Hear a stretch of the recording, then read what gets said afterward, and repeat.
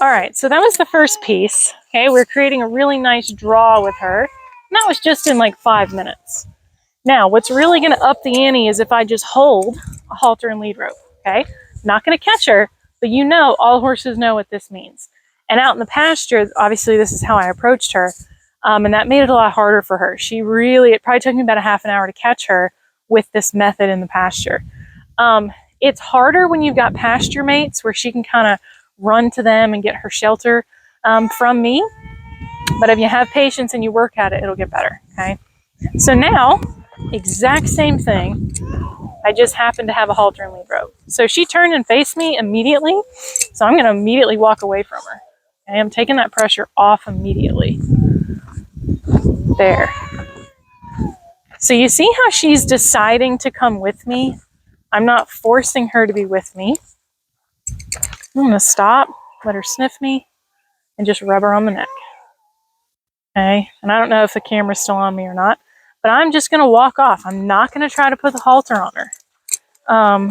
As people, we get so hung up on our goal of what we want to do that day.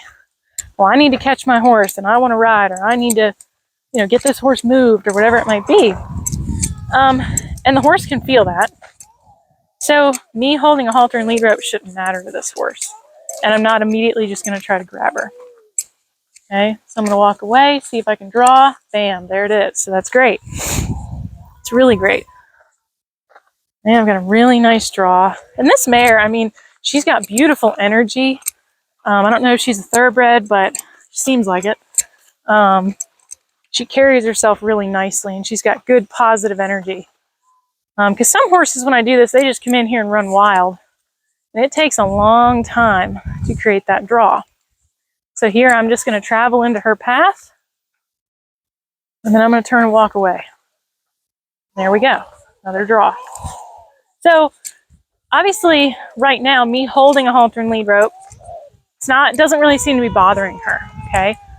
So the next 2 or 3 times, I'm going to try and actually put the halter on her.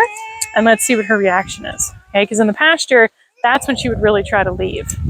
So I'm just going to travel into her direction, but not directly at her. Okay, and I'm going to just try to get her to pay attention to me again and see if she'll sniff me. Good.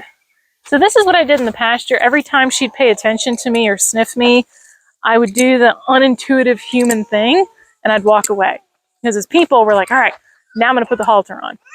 But in reality, what you really want to do is immediately take that pressure off, telling her good job.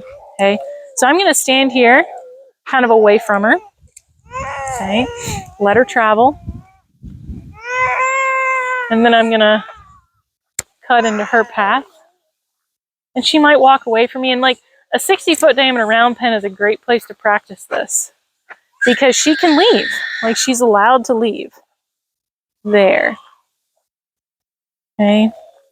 Try to get a little bit closer to her, but not directly walking at her. There. Okay. I'm going to rub her neck. Okay. Now, if I drop this lead rope and I go to put it on her, there. It should be pretty easy because we've created this draw. We've created this nice, quiet relationship in here. Okay. Then I'm going to walk off with the halter, but I'm not going to pull on her ever. Ever, ever, ever.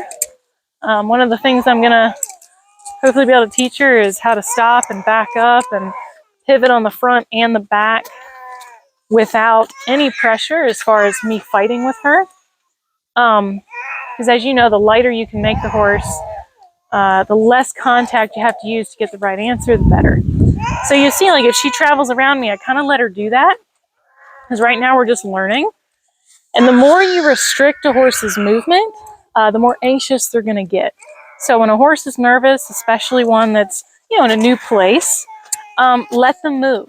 Because movement is what settles a horse down. Even if they're running around, they're still happier to be off moving. So that's one thing to keep in mind. I tell people all the time, best way to teach a horse to stand still is to let them move. And standing still will then become their idea. Okay? All right, so I'll stop this video.